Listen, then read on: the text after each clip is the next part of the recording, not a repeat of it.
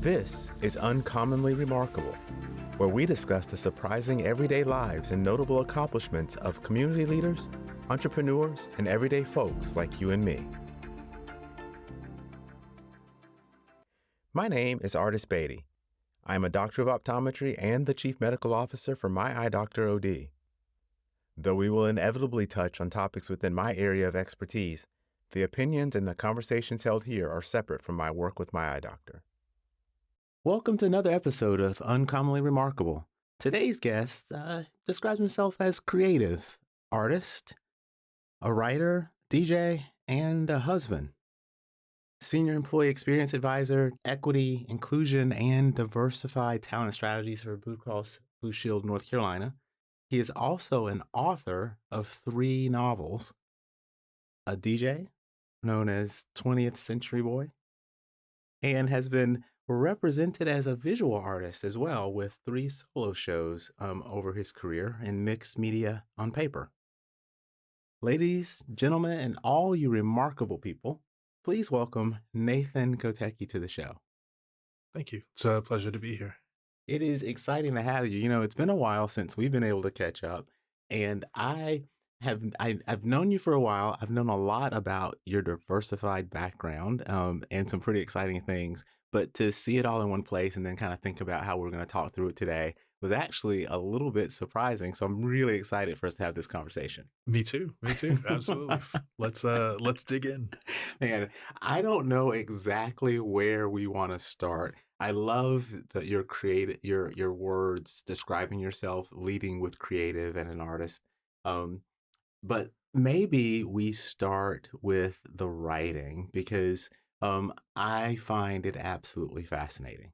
So I want to talk a little bit about your 3 published novels, but more so about the process and kind of how we think about this big picture, right? Okay, so 3 novels. Yes. Give me the names. The first one is The Suburban Strange, and then there was a sequel to that called Pull Down the Night. And then more recently, I've had a third, which is not related to the first 2, called My Love for You Will Still Be Strong. And the first 2 I have read. I've actually read them a couple of times. Oh, wow. I've not actually gotten to the third one yet. It was on my list for my latest trip, and for some reason my iPad fell apart, and I never got the physical copy. So, in the first 2, they're stories of fiction, and there are mystical things in these stories, which is right up my alley. And we're dealing with also people who are developing and coming of age at the same time, right? So can you talk a little bit about the creative process? Because I think everybody has read things, and a lot of us like to read fiction, but there's a big difference between reading and enjoying and actually creating. Yeah. And for me, my writing career has been kind of this prolonged exploration of my creative process. So I've used very different processes to write each of the major projects that I've worked on. So for me, one of the things that I think people are surprised to hear when I talk about creativity is that I think there's this idea that everything is in the person's head and you're just getting it down on paper. And the truth is there's a whole lot of discovery that goes on in writing as well. So in other words, there are things that I did not realize were going to be in any of these novels until I was writing them. And it became clear that there was something that needed to happen. One of the things that I get for The Suburban Strange, the first novel, is people will come up to me, I'm not going to spoil it, but have a very, very intense reaction to what happens to one character in the novel. I had no idea that was going to happen until I was writing it, and I was like, oh my gosh, this is what needs to happen to this character, and I hate it, but it's the right thing to happen to this character. So I think as a starting point, I always try to leave room for discovery when I am writing, when I'm creating. That if you go in with everything mapped out and you know exactly what everything's going to be, you're kind of closing yourself off to things that might be happening. So that was true very particularly for The Suburban Strange. I had been a writer before then, but really not with the ambition. I didn't think that I had the stamina to write a novel, but I had moved down to North Carolina from New York City. This was back in like 2007. And before then, I had not really had aspirations as a writer. I'd been Mm-hmm. working as a visual artist. And it almost seemed like my creativity jumped the tracks. Like I lost my creative impulse. That was one of the reasons I left New York. I felt like my work as a visual artist had kind of dried up, and I had a sense that maybe being in New York was one of the reasons for that. And so I moved down to North Carolina and settled in and started doodling, because Mm-hmm. I'm that type of person who always has a notebook, like you're writing your to-do list, but also writing random thoughts kind of thing. And there was a night where I started telling myself the story about this girl who kind of unexpectedly is adopted by the goth clique at Mm-hmm. her high school. And I was like, that was interesting. And then the next night I was like, I'd really like to see where this is going. And so there was no intentionality to that first book. Really? No, I did not intend to write a novel. I was just telling myself a story and following it to see where it went. And so, after a couple months of this, just kind of adding on to the story longhand in a notebook, I thought, this is long enough that it could possibly be a novel. So, I kind of cleaned it up a bit, started showing it to people. At that point, it was a lot shorter and it was very different from what was published. And just said, hey, what do you think of it? Like, just give me your honest response. And then based on the feedback that I was getting, I was like, okay, I have opportunities here. There's an area here where I could maybe expand on this, or this isn't quite working. What am I going to do about that? So then there was some intentionality, but everything up to that point had been pure discovery. Like, what is the muse telling me? So I think at that point, when I decided to take myself seriously as a writer, then Mm-hmm. obviously my creative process shifted, because I was like, okay, this is a thing that I want to exist in the world. I want this to become a finished thing. So then, of course, your relationship with it changes. And then for the second novel, it was a very, very different experience, because by then I'd gotten a publishing deal. And Mm-hmm. so it was a 2-book deal, which meant that I was on a deadline I see. to deliver the second novel. So I could not take my sweet time telling myself stories. I had to think very, very specifically and intentionally, and I had to work to a deadline. And I was concerned that maybe that was going to kind of suck the life out of it, Mm-hmm. like not make it feel as, I don't know, rich a creative experience. And I was very fortunate. I think in some ways, I love all of my children, but I think that Pull Down the Night is in some ways a more successful novel than The Suburban Strange, because I did learn things, as a writer from the first one. So I can tell the difference in the writing between the two, and I don't necessarily have a preference. I mean, I think both novels have a pretty interesting story in that you start reading and you really do want to know what's going to happen next. It's very difficult to find a point where you stop and want to take a break, which is not always the case, particularly for me, because I'm doing multiple things at the same time, right? I am fascinated by the fact that you didn't have a start and a finish in mind when you started. Because I've talked to other people and I think I've seen several interviews, I've read interviews, and a lot of authors and script writers know the end that they're trying to get to when they begin the journey. And so everything that they write really helps them get to that end. So to hear you say, let's see what happens is fascinating for me because I don't know if you let me loose to see what would happen that we would ever actually get to an end. Mhm. Like we would be running around in circles for quite a while and not know what was going to happen or we would never finish. Well, and so I think you're absolutely right. Like, writing is kind of like an iceberg. There is all the writing that goes on that you never see, that the reader never sees. The Mm. writing that gets cut out, the writing that gets changed, the writing that gets reworked. I rewrote The Suburban Strange something like 14 times before it was done. Wow. I rewrote it probably, 8 to 10 times just based on the feedback I was getting to friends. And then when I got a literary agent, I rewrote it twice for her. And then when I got a book deal, I rewrote it twice more for my editor. So there's all this writing, all that kind of like, let's go down this path. Oh, that was not a good path. Let's cut that off. Yeah. You don't need to see all that. You see that you as the reader only get to see the finished product. It's kind of like you only get to eat the dinner. You don't see what happened in the kitchen kind of Right. thing, Right. I was talking to a friend of mine about a week or so ago, and we were talking about recording music.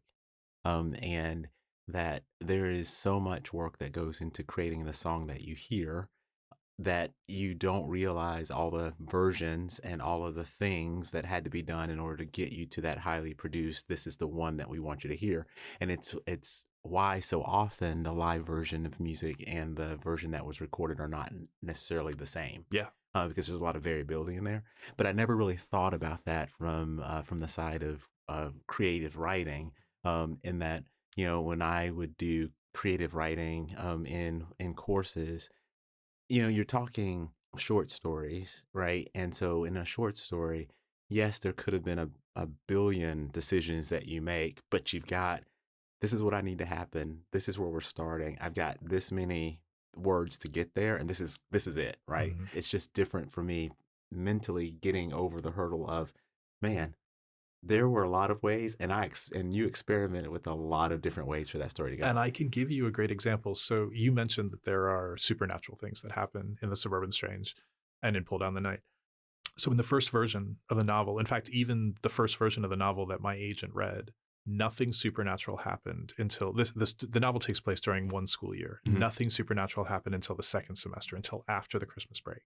The first semester was entirely about the real world, the relationship building, and there were certainly conflicts and narrative tension, Mhm. but it wasn't until the second semester that anything supernatural happened. And my agent said, you have 10 pages to make something supernatural happen. And I was like, oh my God, she's like, you just got to pull that forward in the story.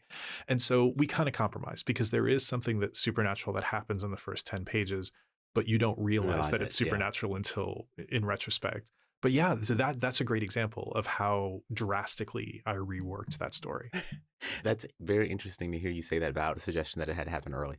I gotta tell you, when I go out and watch a movie, as an example, if I don't get an explosion in the first few minutes, I'm probably not going to finish watching that movie. So I appreciate that there had to be something supernatural Yeah. happening early on, because it is a hook, right? And you're right in that you don't realize it during the initial go, and then later you're like, oh.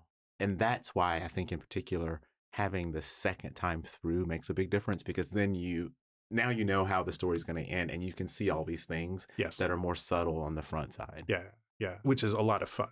Like there's a lot of talk about Easter eggs and that kind of thing. And I absolutely think that way. Like is there a way for somebody on the second pass to discover things that they didn't find the first time, or to find, were made, connected with something in a way that they didn't realize the first time? And the iterative process allows for that to happen, right? Like you wouldn't necessarily be able to put these things in if you were doing a first write and that was what you read, right? It's actually the process that allows for that, for you to hide those things in there subtly. Absolutely. And another good example of that is on the thematic level, not even just in terms of the plot. Like there's a point where you understand what this book is about. For The Suburban Strange, it's very much about the way the things that you choose to surround yourself with ultimately kind of add up to become the person you are. Yeah. How the clothes that you choose, how the music that you choose, how the people you choose, particularly at that formative time in your life, kind of shape the person who you become. Once I realized that, then so many of those conversations can kind of like pull on that thread, and I didn't necessarily realize that at the beginning, but all these characters are on their own kind of journey of self actualization. And I didn't know that that's what the book was about. But once I realized that that was what the book was about, Yeah. then that's the lens that I can look at the whole project through. That's pretty incredible. So we've got the three, and I'm not really going to allow you to ruin the third one for me, because I am going to get to reading this one. But the first two related supernatural things. What about number three? So just to kind of sketch this in after the second book, Mm-hmm. I I had this kind of moment with myself where I said, all right, I've gotten this far just on raw talent. I've never had training as a writer. I've never really, thought about it that way. Maybe it's time for me to go, do a master's in fine arts and creative writing, which is, so I did that at Okay. NC State. And so again, like another layer of intentionality, like this is not just a thing that I'm doing casually. It's a thing that I'm doing intentionally. And what that did was it gave me the opportunity to kind of set my sights higher, to say, okay, these have been great projects. I'm very happy that they exist. What do I want to write next? Mm-hmm. And and so this latest project was Still very inspired by music. I think you're aware that Hmm. there's so much music in the first two novels. And so I thought, okay, if I were to write something that maybe was a little more literary, that maybe was not specifically for a young adult reader, something that, more adults would connect with, what would I write? And I had always had this idea. I've always loved there's a classic, Don Henley song, The Boys of Summer, Hmm. from when was that? 1985, I think. And I've always thought that there was a novel hidden in that song. And so the task that I set myself was, what would be the story that would inspire somebody to write The Boys of Summer?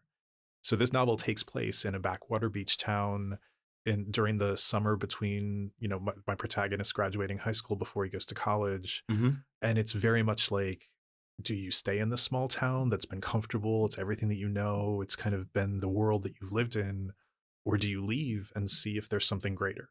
And so there's nothing supernatural in this book. It's kind of like, I would describe it kind of like as a beach read Uh-huh. and a coming of age novel. Okay. So yeah, it's been really lovely, and I do think I feel like I've leveled up. I feel like I have improved as a writer with this one. So I was actually going to ask you a little bit about the Master of Fine Arts, right? Because your bachelor's degree is not related. No, no, it's an architecture. Tell me a little bit about that. So, given the list of things that you have done throughout your life, most of them lean heavily towards the arts. Hmm. Architecture is not necessarily in that same vein. So, how did you end up with that? Well, so back in high school, I was, even at that time, I understood myself as a creative person. Like, that was just the way I operated in the world. So I was, at that point, I was taking piano, I was writing music, I was in, chorus and choir, I was accompanying the chorus and choir, I was, in the musicals. I also was in dance at that time. I was part of a dance company. And so I had a lot of creative ideas. I also liked visual art. Mm, And then when it came time to think about what I wanted to go to college for, I had that moment of pragmatism. Like, mm, I don't know that I want to go to school for music. Like I feel like I need to be able to see how there are professional options for me. And so architecture felt like the middle rounds. Like, I see. okay, there's some creativity involved in architecture, but I can also get a job with it once I end. So that's what led me to architecture. I knew by the end of my first year of college, I did not want to be an architect. But I also knew that I was going to get an incredible design education, not just design as it related to architecture, but design as it related to Mm-hmm. the creative process. The architecture studio is such, when it's well crafted the way it was in my program, they are pushing you to explore. So a good example, during our first year studio, we had to pick a piece of music and create a sculpture that responded to it. Like, it's just like, what does this have to do with architecture? On the surface, nothing. But deeper, it's kind of pushing you to develop your own design sensibility. What are your Yeah. design principles? And so I knew I was going to come out of this program with that, even if I didn't want to apply it to architecture. That makes so much sense to hear you explain it that way. And the fact that you had that type of awareness as you were going through the program is pretty amazing and maybe a little bit beyond what most people are, right? Or where most people are. Because a lot of people that I talk to, they realized they were doing these things later in life, but they were not intentional about them during that time period. And it sounds like you were really actually thinking about it and being intentional. I was trying. Then, of course, I graduated and ran off to New York City and was a starving artist for 10 years. So, we can peel that apart. But yeah, I do remember having that insight, but it also freed me up for the rest of my undergraduate career. I was in the dance company. I was choreographing for the modern dance company while I Hmm. was an undergrad, and I was making video projects. So it was an opportunity to take an interdisciplinary approach to design. So yeah, I am very happy that I made that decision. And then, so when did you go through the program at NC State for the? NC State, I went in 2016 and I Okay. graduated in 2018. Wow. Yeah. Okay. Yeah, that had to be a different experience though, because you had now lived life for Yes. a while Yes. and thinking about education from going back into that level of education after living life is a different experience than if you were to have done it consecutively. It is. It is. I mean, I wasn't old enough to be the father of any of my of any of the other folks in my cohort, but I was dangerously close. I absolutely could have babysat them. But I've always had this romantic relationship with academia. You know, Yeah. I mean, like there's something so dreamy about just being able to go and just dive into something and study it and trade ideas and test ideas. And so that was really gratifying. I also feel like, having had the benefit of having lived for a little while, I knew how to make my program what I needed it to be. Sure. I think Sure. sometimes students show up and they're like, okay, what do you got for me? And if you go in with an agenda, like, I'm going to go talk to this person, I'm going to go figure this out, I want to make this happen, you get so much Yeah, more. I think that's absolutely right. That when you think about students in a program, typically in the age bracket that we have, people in higher education, they really do kind of expect that someone is going to present them with what is important, and they're going to absorb that, and it will transform them into the person that they want to be, and that's not necessarily true. I am very much like you in that I could spend a lifetime in educating myself, and I have had to put the brakes on and avoid doing it because I'm good at school Hmm. and I like it. And so some people know that I'd been practicing as an optometrist for nearly 10 years, and I was kind of deciding that maybe I want to do something different. Here's my list of things that I find exciting. And I had set myself up for law school because I like watching Law and Order. Don't shoot me. And I really think like that it's just interesting to create an argument, to go out and prove this argument. And I wanted to learn all the things you need to know to be able to do that, right? And things happen, career changes happened, and I did not go to law school, but I do not have it off the list yet. Like it's still on there, Yeah. because I think it's exciting, and that I think I could go through that academic period. And yes, I would be old enough to be the father of these law students, and maybe um could be the grandfather of some Don't of say the it. folks, right? But it would still be exciting for me. Yeah. And so somewhere down the line, who knows, maybe I'll investigate that. Yeah, I have things on my list. I would absolutely go back for a literature degree. Yeah. I would go back for a classics degree. You know, like there are absolutely things I'd love to study again. You talk about music as being part of the storyline, and there's a lot of things in your past and present around music. I know we're not gonna spoil any of the novels, but you know, I keep thinking about the early scene in Suburban Strange when there's this caravan of cars, and I'm trying to think about, I'm choosing my words carefully, and the main character is in a car and there's a song playing, and she's never heard this song before, but she's enthralled. She loves this song. And as you've written it, there are breaks in the dialogue where there is the song playing, and I have to tell you, I have the hardest time because I don't know this song and I don't know the melody, but then I see the words and I have made up my own song. So now I'm singing this song. Every time I see that it's changed to the song, I'm like, oh, it's my chance to sing it. So I sing this song during the story. I love this. And it is, and every time the song comes back, the melody's different because I've forgotten what I made up the last time, and the words, it's broken up enough that the words are not necessarily in rhyme, so I don't know where we are. So I make up so I make up another melody to go along with it, and it's wonderful. Like it's great. Like I've made up my own stories, choose my own adventure with the music. Love So everything about this. No, and so, you know, obviously music is a huge part of Celia as the name of the protagonist of her self-discovery.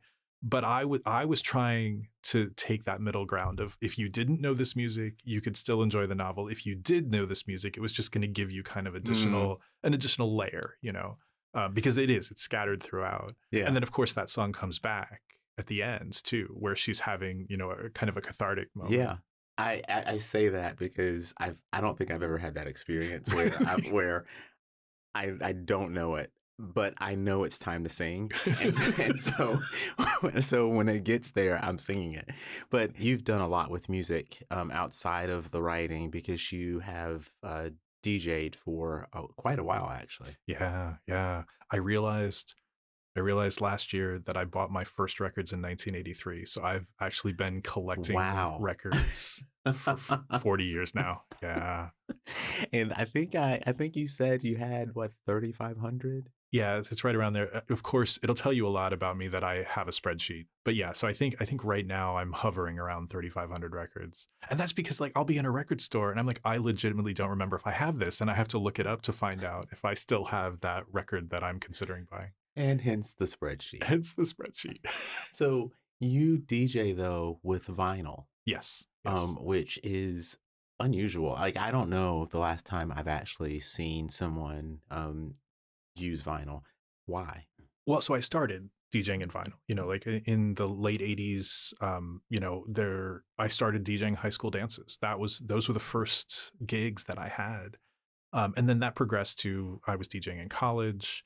And then at some point, in the late 90s, when records just weren't coming out anymore, like the CD format had taken over, I Hmm. did switch to CDs. And then right about the time that everybody was leaving CDs and going to laptops, I went backward. I said, no shade to the laptop DJs. Like technically the things that you can do with a laptop are astonishing, Hmm. and a laptop DJ using the right software can do things that I will never be able to do as a vinyl DJ.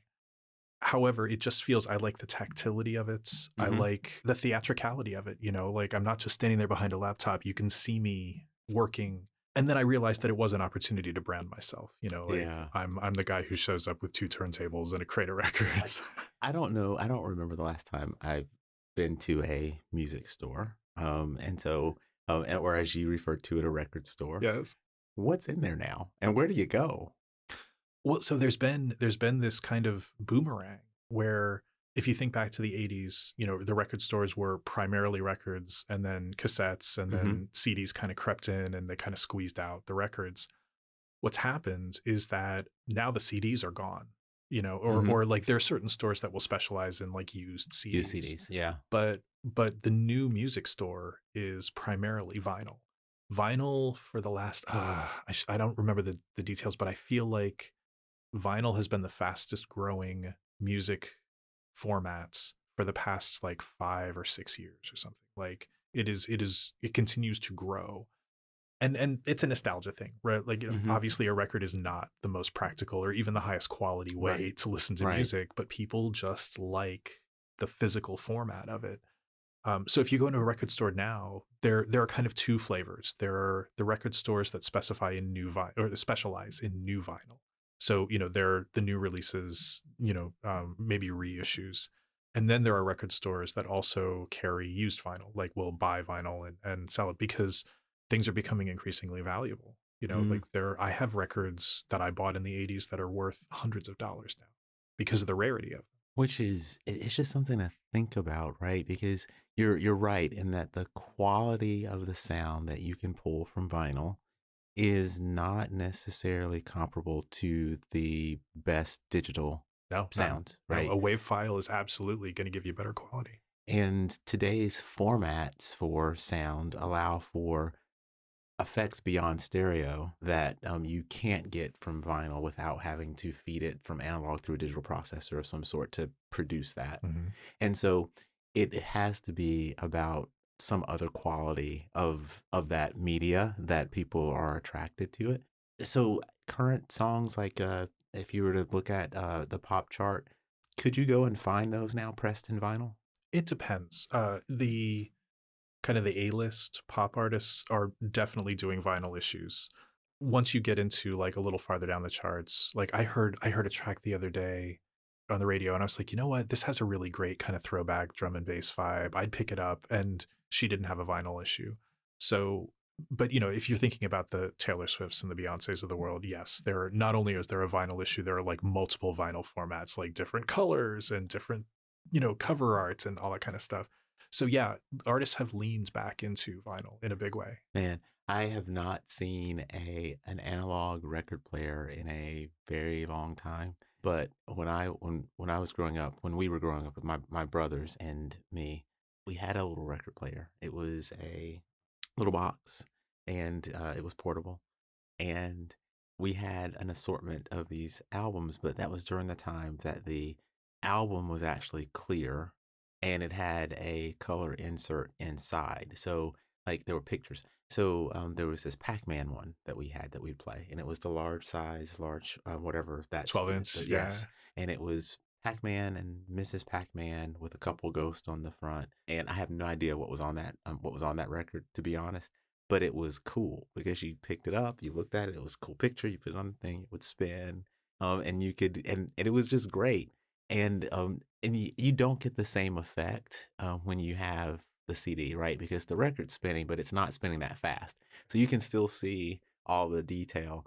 CDs had all these pretty things on their surface, but they spun so fast that you couldn't see it once it went in there, and you don't get that same effect. So it's pretty cool to think that you could go out to a store today, find some of these, find music, and then that you exclusively use that to create the DJ platform, which I think is kind of cool.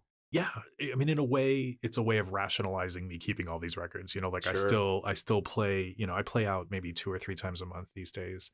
But yeah, I don't know. I don't know that there's a scenario in which I would consider DJing in another format at this point. It's like it just feels like my identity. That's pretty awesome.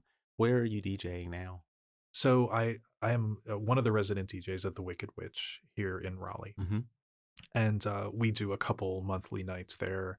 One is a goth night, which you know is playing a lot of the music that kind of lines up with what you read about in the Suburban Strange and in Pull Down the Night. They also have a really great kink fetish party once a month, and I get to play like sexy progressive house for that, which is a lot of fun.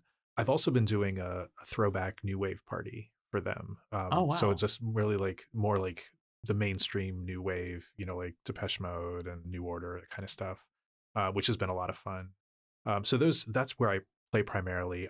I'll play a couple times a year in Durham. I have there's a bar in Hillsborough that I play a couple times a year. Next weekend I'm headed to no, it's not next weekend. 2 weekends I'm headed to Charlotte. I do a gig out there once a year at the Milestone. So it's a little all over the place, you know, and it is not my primary job. So I'm not looking to DJ more than 2 or 3 times a month. Sure. And I was actually going to point that out, right? Because, like, if you think about that, you've got the day job that we led with, but then you've got all these other things that you do. It can't be, but I think that we should let people know when and where you are. So we'll get a little schedule and we'll post some of that Okay. when we post episodes. So if people want to find you, they can. Yeah, and I have social media accounts as a DJ as well, so I can, Oh, you okay, know, good. people can follow me on Instagram and kind of see where I'm going to be next. That's awesome. You know, I think I asked before we started to tell me a little bit about some of the things that you're doing outside of what I could remember. One of the things that was really interesting to me is your volunteer work. Uh, You called it hyper local volunteerism. So can you talk a little bit about that? sure. Yeah, I mean I think that being community minded and you know being charity minded is part of, you know, just being a good citizen really. But what I've found is that I don't get nearly as much satisfaction out of making a donation or plugging into a larger organization where I can't necessarily see the impact of what I'm doing. What I have found is that, you know, on a pretty regular basis, opportunities present themselves for me to help a neighbor. To, you know, we have a an acquaintance who is a senior age retired woman who had some health issues, and she just kind of lost control of her apartments. Um, and I'm not judging her. It's not like she was a hoarder. It's just that her physical limitations were making it hard to keep up. And she, for whatever reason, had waited to ask for help. So by the time we got in there, she looked like an episode of Hoarders, even though she wasn't a hoarder. Yeah. And my husband and I just went over most Saturdays for about a year and just got her organized, got her decluttered, got her furniture rearranged in a better layout. And it was a really satisfying thing because I could see how the work that I was doing was making somebody's life better. Yeah. So those are the things that I gravitate toward. Those are the opportunities that I tend to focus on. And that's not necessarily outside of or different than the way I think you've thought about your current day work, right? That's true. I feel like those two things are related, and I think that's what caught my attention.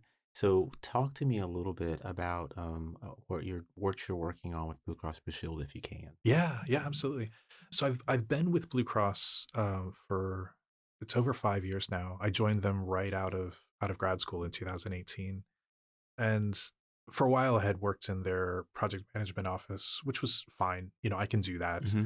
but again, it wasn't very gratifying in the sense that I wasn't able to see the kind of tangible outcomes or the way I was changing anybody's life. And then this opportunity came up to join the DEI team. And I had done some DEI work previously in education. When I first moved down here, I had worked at the University of North Carolina General Administration as a grant administrator that worked on college access for underrepresented student populations. So, like, how do we help rural students think about college? How do we help people of color think about college, kind of thing? So there was kind of some previous experience, but now I get to work on diversity, equity, and inclusion in both in the corporate sector and in healthcare. Hmm. So we have an internal focus where we're trying to diversify our talent pool to help create equitable experiences. So it's not just a bunch of old white guys making health decisions for everybody, like, because that doesn't ever go well. Hmm. But then we also have a community focus. How are we closing health inequities? If you look at the research, it's easy to find that there are disparities, say, between Black maternal health and white maternal health. That there are Black women are more likely to die in childbirth than white women. Black children are more likely to have complications during delivery than white children. How could Blue Cross, as a health insurance provider, try to be a force for good Hmm. with that? And so it's a really, really interesting, opportunity to just think about how we increase equity for everybody, both in terms of their employment experience and in terms of their healthcare I love that. experience. I love that. Because I do think there's lots of opportunity in all healthcare fields to be able to think about things in these terms. And a lot of healthcare in the US is driven by third party insurance and third party payment. And so to have that type of thought on the payer side is actually really important and super influential in the way that healthcare outcomes can be driven on the practitioner side. And so just thinking about that is, I think, super important. But it's really cool how it all kind of ties together for you, right? Like, you're able to, at a professional level, affect at that change, but you also practice that at a personal level. And I just think that cohesion is really interesting to me. Well, I'm gratified that you have noticed that because I am somebody who wants to help. And that shows up in a bunch of ways in my life, and if it's getting Blue Cross to move the trash can away from the call button in front of the elevator so that if we ever had somebody, with a disability need to use that elevator, Yeah. they would be able to reach the call button. That's meaningful for Yeah. me. I may not be there when that person has that experience, but being in the position to make that kind of change means a lot to me. What's next for you? I mean, if we think about all of the things, right? Because have you done any visual art recently? Or are you thinking about going back and picking that up? Like, what are your thoughts? There was a point early in the pandemic when my kind of visual impulse flared up, and I was working on a series of actually stamped paintings on paper where I was taking like wood blocks. So Hmm. instead of brushing paint on, I was stamping the paint on with wood with a wood block, and that was a really fun series to work on. So the visual art has not gone away. It's not necessarily front seat for me, Hmm. but it is something that's still, it's still around. It's also been really gratifying. We had bought a house 6 months before the pandemic started. And then, I had this great opportunity to just kind of nest, and Yeah. like, okay, I've got all kinds of time. Like, what can we do with the garden? What can we do with, the decor? And that's been really gratifying. There is a writing project that has actually come out of my MFA program. So it's like I worked on it. I've been working on it for 10 years because I was working on it before I even took it to the MFA program. And it terrifies me because it is more ambitious than any of the other writing projects that I've done. It's on a grander scale. It has higher ambitions in terms of literature and that kind of literary quality. Mm-hmm. And I'm simultaneously in love with it and terrified of it. But I chip away at that here and there. And I don't see the DJing stopping anytime soon. As long as I can lug around because they're heavy. They are. But as long as I can lug them around, I think I'll be DJing. Well, I don't know. You might not remember, but we at one point carved pumpkins together. Yes. And I had actually really not done a lot of pumpkin carving before. And when you sit with someone who actually has artistic ability and they carve their pumpkin and then you have to show your pumpkin, it's not great. And so for me, that was the last foray into visual art that I did, is pumpkin carving with Nathan Kotecki. And so I am excited to see where you might go, because you have a lot of talents on a lot of different levels. And so I love the fact that you're writing. You have this huge project. I love that you're continuing to DJ, and I really am interested in seeing where you are from a visual representation as well. And so I'm excited just to know you and kind of follow you around and kind of see where you go. So this has been awesome. Wow. And while we're talking that way, it's been really gratifying to know you too, because I do find you to be very inspiring, even if you don't necessarily Oh my gosh. think of yourself as a creative person, because as long as I've known you, you are someone who sets your sights on something and makes it happen. It's like, I want to make this entertainment room in my house, so I'm going to build it from scratch, or this is the next thing that I want to do. And I am very inspired by that. Wow. Because there is this, I think it's very easy to settle into this, well, I'm just going to see what happens mode, like I'm just going to let life happen to me. And I've had great experiences kind of going out and chasing the life that I want. And I see you doing the same thing. Wow. Thank you so much. Sure. This has been great. And now I feel like we got to do it again, right? Because maybe we'll figure out a time to do part 2, where we kind of see what's changed in between, right? Yeah, because things sometimes change fairly quickly. Totally. But to all of the listeners, if you've enjoyed the episode and you like the podcast, then make sure you tell your friends, hit the little like and subscribe button, because that helps to make sure other people get a chance to listen. And as always, I always thank you for spending part of your day with me. But until next time, keep being remarkable.